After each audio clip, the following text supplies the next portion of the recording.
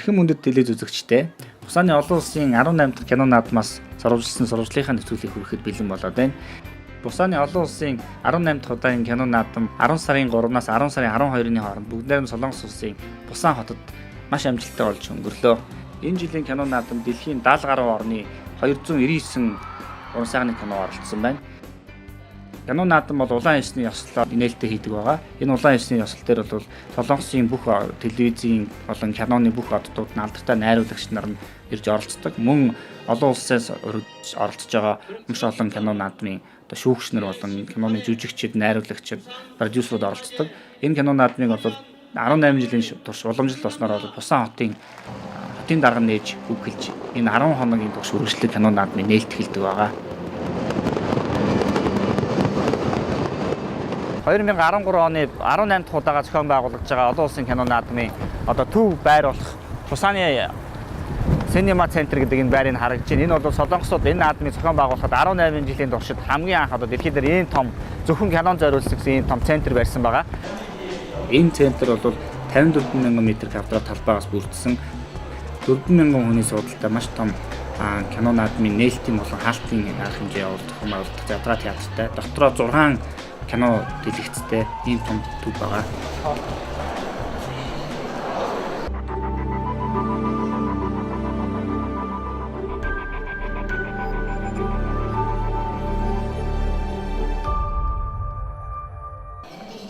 Кино наадмын хүрээнд дэлхийн алдартай кино найруулагч нар болон кино продюсеруудтай хилцүүлэг хийж кино форум үргэлжилдэг байгаа. Маш олон кинонуудыг нээлтүүд болгодог. Энэ дээр хэвлэлийн бах орлууд хийж кино найруулагч нар, жүжигчид, продюсерууд киноныхаа тухай ярих болон мастер класс гэж байгаа дэлхийн хэмжээний алдартай найруулагч нар хийж өөрсдөө киноныхаа бүтсэн сэдвийн тухай ярилцдаг байгаа. За Busаны олон улсын кино наадамд энэ жил Монгол орныг бол хамгийн онцлог орноор нэрлэдэг байгаа. Киноны хувьд бол гол хоёр өрсөлдөөн хийгдэж байгаа гол хоёр компетишнд Монголын 2 кино өрсөлдсөн байгаа. Одоо энэ та бүхний харж байгаа Сахиагийн Бямбагийн Remote Control кино бол хамгийн гол компетишнд өрсөлдөж байгаа хамгийн Монголын бүрэн хэмжээний уран сайхны кино байгаа. Энэ бас богино хэмжээний киногоор өрсөлдсөн болдог. Тэрэнд нь бол хуучны сайхан өдрүүд гэдэг найруулагч Батамгалангийн кино бол өрсөлдөж байгаа. Тэгээд өдөр тутмын гардаг Hollywood Reporter сэтгүүлд энэ жил Монгол орныг 3 киногоор албан ёсоор энэ Busаны олон улсын интернэшнл кино наадамд орж байгаа гэдгээр нь бол онцлсон байгаа.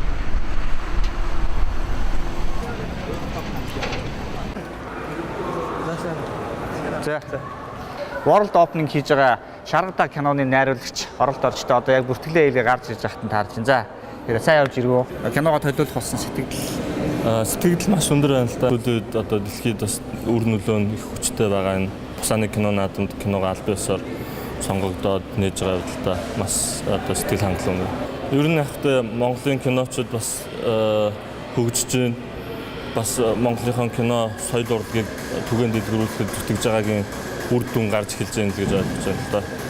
Болцож байгаа богино хэмжээний кино наадамд албан ёсоор одоо 10 кино өрсөлдөж байгаа дэлхийн 12 орны тэрний одоо гол өрсөлдөөний эзэн болж байгаа Батамгалан найруулагчтай уулзуулъя. За ингээд дамгаа киногоо үзүүлэх болсонд таны киног яагаад шалгаруулчих гэж бодож байна? Анх удаа бол Монголоос шортын төрөлд оролцож байгаа болохоор тэгээд киноны маань утга санаа тэр имиж нь бол ердийн Монгол киноноос арай ондоо. Тэгээд магадгүй Азийн кинонууд дундаа бас ялгарсан юм болоо гэж бодод байгаа шүү дээ.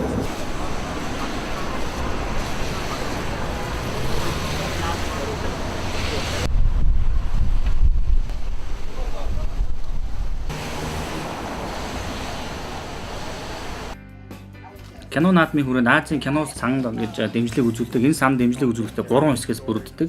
Энэ бол киног хамгийн анхны зохиол байх хэлбэрээс нь ахуулаад зохиол бичиж дэмжлэг үзүүлэх, кино зураг авалтаа хийж дуусаад дараа нь дүрс дуу янзлахад, сайжруулахад бас дэмжлэг үзүүлдэг. Мөн баримтат кино хийхэд бас дэмжлэг үзүүлдэг. Энэ наадмын хүрээнд бол одоо ямар кинонууд энэ киноны зах зээл дээр зарагдаж байгаа гэдгийг бол тусгай аим үзлэг зохион байгуулалт кино театрт кино худалдаж авахдаа үзэж танилцдаг байгаа. Ийм маш сонирхолтой юм үйл ажиллагаа явагддаг.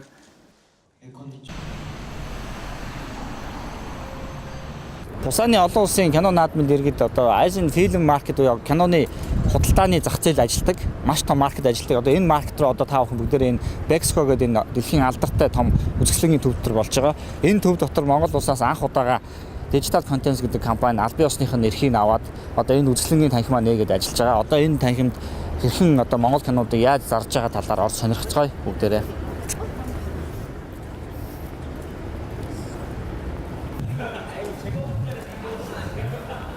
Одоо энэ том танхим дотор одоо улс орноос бүх дистрибьютор өөрсдөө байрлал аваад энэ дотор өөрсдөө кинонууд дэлгэж үзүүлээд киногоо хэрхэн өөрсдөө эндээс сонгосон кинонуудыгаа бас энэ байгаа бүх оролцож байгаа маркет оролцож байгаа хүмүүст дэлгэцэнд үзүүлээд тэгээд хоорондоо киногоо зарах, солилцох маш олон төрлийн үйл ажиллагаа явуулж байгаа. Энэ худалдаан дотор бол зөвхөн Аз гэхгүйгээр дэлхийн 50 гаруй орныхан байгаа. Европоос байна, Америкаас байна. Бүх орноос энэ худалдаанд оролцохоор хурж ирээд байгаа.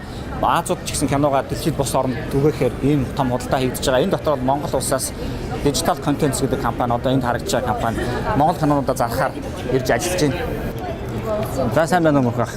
Оо за. Сайн сууж байна уу? Сайн сууж байна. За энэ жил бол дэлхийн зах зээл дээр одоо монголчууд өөрсдөө киног борлуулах гэсэн одоо тийм анхны оролдлого.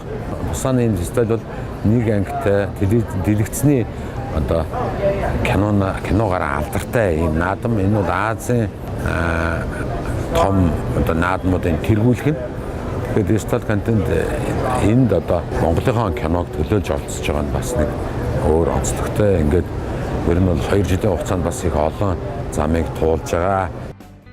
Кино наадмын хүрээнд Азийн Project Market буюу кино наадмын төсөл шалгаруулах арга хэмжээ зохион байгуулагддаг байгаа. Энэ бол өөрөө бас тийм том арга хэмжээ. Энэ арга хэмжээнд бол 30 прожектыг шалгаруулж тэр дотроос Азийн киноны сан бол 13 прожектыг нь бол шалгаруулсан байгаа. Энэ дотор бол 8 одоо прожект бол одоо кино зохиол бичигт нь бол дэмжлэг үзүүлсэн байгаа. Сангаас мөн 5 төсөлд бол одоо пост продакшн буюу киноныхаа дараа одоо дүрс дуу эвлүүлэх хийх энийг шалгаруулж дэмжлэг үзүүлсэн байгаа. Энэгээр бол Бусааны олон улсын кино наадам бол өөрөө юм өөрийнхөө онцлогийг харуулсан маш сонирхолтой энэ төслүүдийг дэмждэг байгаа.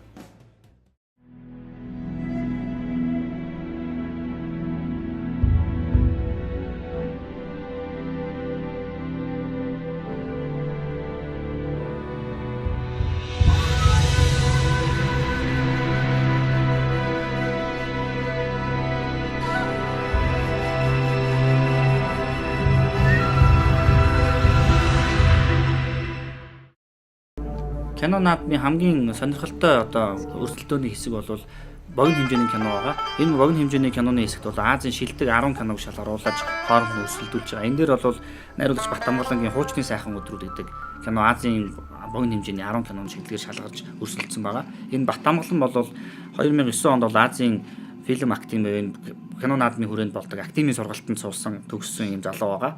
Тэгээ энэ залуу бол энэ кино наадмын хүрээнд дэлхийн Азийн 10 киночтой өрсөлдсөн байгаа. Тэгээ энэ кино наадмын өрсөлдөж байхдаа бол бүх кинонуудаа 10 киногоо 5-5-аар нь 2 хэсэг хуваагаад хэсэг дээрээ бол бүх кинонуудынх нь найруулагч нар нь одоо зохиолч нар нь найруулагч нар нь одоо дараа нь тусаа ярилцлагатай байдаг байгаа. Сонирхсон одоо асуултаа энэ кино үзэж байгаа богино хэмжээний кино сонирхож байгаа судлаач тэгээд оюутнууд бүх хүмүүс ирж асуудаг байгаа. Тэгээ энэ дээр бол манай Батамгалан бол Английн залуу бас хамтран ажиллагч Йентэй хамтарч киногоо хийсэн байгаа. Тэгээд энэ ярилцлаганд орсон. Энэ богино хэмжээний киноны одоо үзэгчд бол харьцангуй маш их байдаг. Яагаад тэгэхээр энэ киногоор одоо сурж байгаа хүмүүс болон суралцж байгаа сонирхдаг хүмүүс хамгийн ихэнд бол богино хэмжээний кино хийж үздэг байгаа. Тэгээд энэ кинон дээр бол энэ Азийн шилдэг 10 кино нэг дор үзэх бүрэн боломжтой. Тэгээд тэр дотор бол Монголын ингээд өөр улсын хувьд учраас сонирхолтой зүйлүүдээр ажиллах өрнөдөг байна. 18 дахь Бусааны олон улсын кино наадамд Wide Angle-ийн Азийн богино хэмжээний уралдаанд манай кино оролцлоо. Хуучны сайхан өдрүүд тэгээд сэтгэл өндөр байна. Тэгээд бусад кинонуудыг үзлээ. Ерөнхийдөө дараагийн наадмуудад манай кинонууд цаашаа ер нь бол амжилттай оролцох бүрэн боломж байна гэдгийг харлаа. За Монголоос оролцож байгаа 3 киноны дараагийн кино бол бүрэн хэмжээний одоо кино дэлхийн нээлттэй хийсэн байгаа. Энэ кино Шарга дааг буюу Yellow Code гэдэг кино хоролдорч найруулагчийн үзэгчид киногоо үзүүлээд дараа нь ярилцлага хийдэг байгаа. Мөн 2010 онд Бусааны Film Academy хоролдорч төгссөн байгаа. Тэгээ энэ дээр сонирхолтой юм болсон нь бол өөр Монголын нэг киногаар суралцдаг эмэгтэй энэ киног нь үзэж тэрнээс ярьцлага авсан байгаа бид нар. Яг Монгол хүнийхээ сэтгэлдлийг хуваалцаж кино үзсэн үү? манай Монгол үндэстний тийм сайхан бас адуу меран хэрдэг тийм сэтгэлийн сайхан гаргаж ямар баялаа ийм сайхан movie үзээд олж үзсэн чинь ямар том баялж байна. Одоо ингээд Хусааны олон улсын кино наадмын одоо Монголоос төлөөлж оролцож байгаа Spielberg-ийн одоо remote control Асын удирдлага кино бол одоо яг Lotte Cinema-д кинод гарахад бэлэн болоод байна.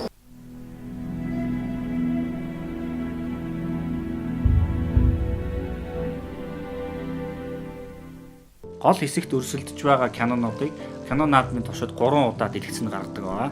Нэг удаагийнх нь дэлгэцэнд гаргаад кино дууссаны дараа кино судлаа шүүмжлэгчнэр одоо шүүгчнэрт бол тухайн киноны найруулагч жүжигчд нь бол асуулт хариултын юм өрөн дээр юм аль биесны арга хэмжээ олдог. Энэ дээр бол манай Бямбагийн киноны одоо гол дүрийн жүжигчин, туслах дүрийн жүжигчнтэйгээ энэ ярилцлаганд оролцсон байгаа. Кино наадмын туршид явуулж байгаа үйл ажиллагааг сурвалжладаг сэтгүүлүүд болон одоо интернетийн блогчид эндээс бол маш сонирхолтой асуултуудыг асууж энийг цааш нь ингэж дамжуулдаг байгаа. 이렇게 해요. 그다음에 우리 두 분의 배우분들. Одоо улсын кино наадамд киногоо төлөвлөсний анхны сэтгэл. Сэтгэл айгүй өндөр байна. Тэгээд сая үзэгчид маш тийм халуун дотноор хүлээж авсан. Өөрийнхөө чадах болгоныг дайчилж ажилласан. Тэгээд ингээ хамтдаа киног хамтдаа бүтээлсэн бүрэн бүтээлчтэй бас энэ зөвшөөрөл нэгжлээд баярлалаа гэж тий. Ямар ч хэсэг өвчтөе өрсөлдөгчүүдийн нэг байгаа гэдэг. Би бас кинонууд үзээгүй. Өнөөдөр сургуулаас ирсэн. Уран бүтээлчтэй багийнхандаа кино албаныхандаа итгэж байгаа учраас ер нь бол дээгүүр байрлал бахаа.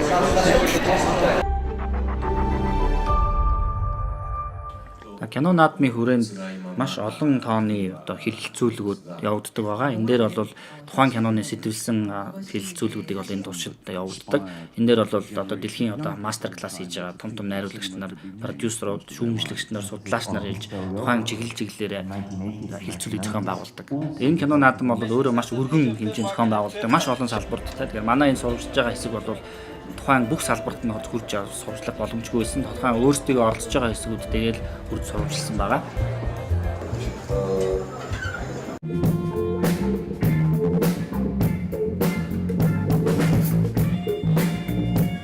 Энэ гудамж бол Хусааны олон улсын кино наадамд зориулж Усан хотын захиргааны зүгээс юм Усан хоттой том гудамж гаргаж өгсөн байгаа. Энэ гудамж бол олон улсын киночдын цугларж одоо гарынхаа хурууныхаа хээг болон өөрийнхөө дуслалынхаа үгийг бичиж үлдээдэг тийм уламжилттай. Энэ жид болгон ирсэн дэлхийн хамгийн шилдэг оддууд болон солонгосын оддууд энэ гудамжинд хурууныхаа хээг болон гарынхаа дартсыг дуслалынхаа үгийг үлдээдэг ийм уламжилттай байгаамаа. Дэлхий дээр маш сонирхолтой киногоор алдартай болсон солонгосын найруулагч Тэмкэ Дүкийн дарын алганы хэв байна. Бидний сайн мэдэх Jackie Chan, Италийн кино хөгжмийн зохиолч Ennio Morricone гэх мэт хүмүүсийн алганы хэв байдаг.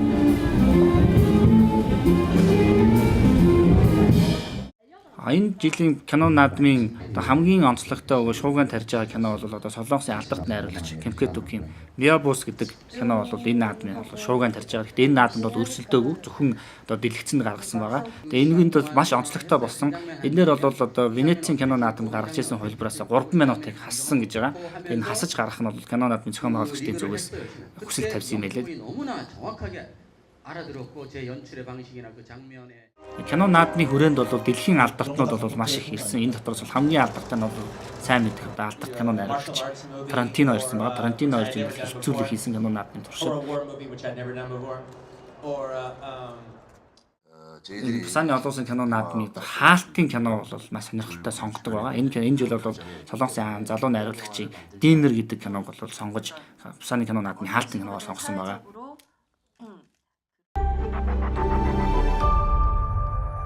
Хусааны олон улсын 18 дахь кино наадмын одоо хаалтын ажиллагаа эхлэх бэлэн болоод байна. Одоо ингээд энэ хаалтын ажиллагаан дээр хамгийн шилдэг бүх кинонуудыг тайзан дээр шалгаруулах шилдэг шагналыг гардуулах болно. Одоо ингээд шилдэг шалгагдсан бүх кино нэр дэвшиж байгаа киноны одоо найруулагч жүжигчид нь одоо над улаан хевсэн дээгүүр ирж орж байна.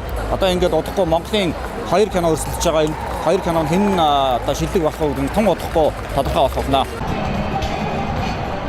Олон хоног үргэлжилсэн кино наадмын хаалтын ажиллагаа одоо бэлэн болоод байна. Энэ хаалтын ажиллагаан дээр одоо кинон нэр дэвшсэн кино уран бүтээлчид өөрсдийнхөө багаараа дулаан явсан дээр алхаж ирнэ. Одоо 4,000 үнийн судалтай задгаа том театр шилдэг шалгаруулах сэтгэл огтлуулсан мөчөө хүлээж идэг. Энэ дээр бол одоо энэ кино наадмын одоо хамгийн шилдэг кино болон кино найруулагчдыг шалгаруулах мөч бол тун удахгүй болох гэж байна.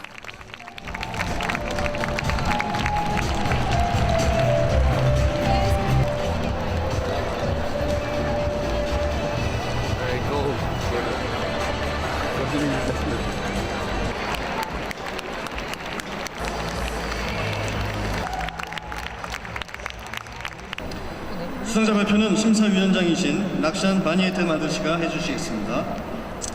네, 시상에는 다음 커뮤니케이션의 최세훈 대표님과 신세계 센텀시티의 김봉수 상무님께서 해주시겠습니다. 18 дахь удаагийн олон улсын Усааны олон улсын кино наадмын шилдэг киног шалгаруулахаар одоо шүүгчдийн бүрэлдэхүүний тэргүүн гарч иж энэ дээрээс одоо аль улсын кино хин гэдэг найруулагчийн кино хамгийн шилдэг болсон бэ гэдгийг одоо зарлж байна. 18th Busan International Film Festival to winners of New Currents Award are Remote Control,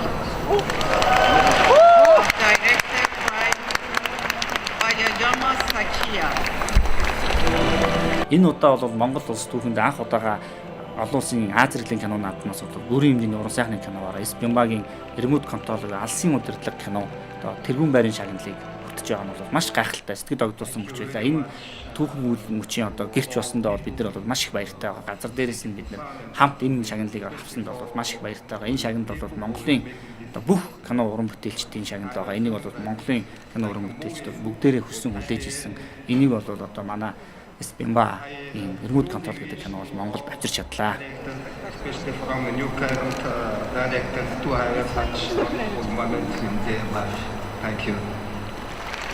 Олон жил явсных Монголын кино хамгийн гол нь ингээд дэлхийн түвшин дээр гарч иж гэдэг маань их сайхан хэрэг. Тэгээд алтан сүлтэй байхыг л хүсэж байна да. Араасаа олон хүн яваад олон шагнал авах болтугай. Кино өөрөө айгүй энгийн түүх байгаа. Гэхдээ энэ киноны түүхнийх нь артлт нь бас өөр санаанууд байгаа гэж бодож байна. Тэгээд энэ маань яг нэг 16 орчим насны хүү өөрийнхөө амьдралын хамгийн чухал шийдвэрийг хийж байгаа тухай гарна. Хүүхдийн дүрээр л өөрийнхөө Монголын нийгмийг л төлөөлүүлж харуулж байгаа ухаантай юм л да. Тэгээд ерөнхийдөө юм бүхэн бид нар нийгэм өөрчлөгдснөөс болоод бид нар шал шинэ нийгмийн үн цэнтэй болох гэж оролдож байгаа. Тэгээд энэ үн цэнээ бид нар бас хараахан зөв тодорхойлж чадахгүй бодлоод явах шиг байна.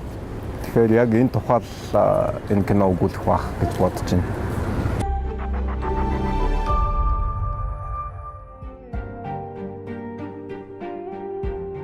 Алсын удирдлага киноны түүх бол маш энгийн түүх.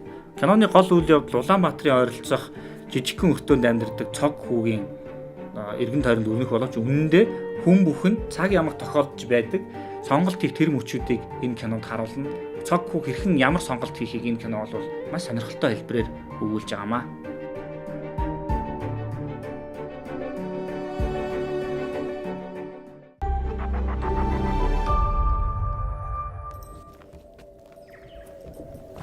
Хуучны сайхан өдрүүд богино хэмжээний кинонд дэлхийд соёл иргэн шил мөксөн үед хүчтэй нь хүчгүйгээ дийлэх дүрм үйлчилж байгаа. Сайн уу гэж. Хүч чадал юун дээр оршихыг эсрэг тесрэг хоёр залууны түүхээр харуулахыг зорьсон. Бид ямар ирээдүрөө явж биднийг юу хүлээж байгааг төсөөлжгүй. Гэвч бид нар өнөөдөр магадгүй хуучны сайхан өдрүүдэд амьдарч байгаа ч юм илүү гэдгийг найруулагч энэ киногоор харуулахыг зоржээ.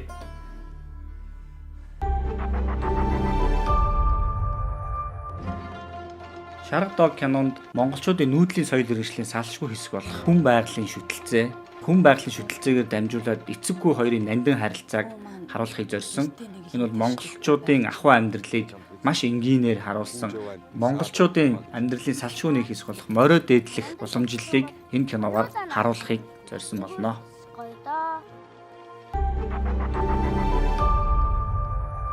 Энэхүү кино наадамд монголчууд 3 киногаар оролцлоо. Шаргадаг кино бол албан ёсоор сонгогдож одоо энэ кино наадам дээр нээлттэй хийлээ.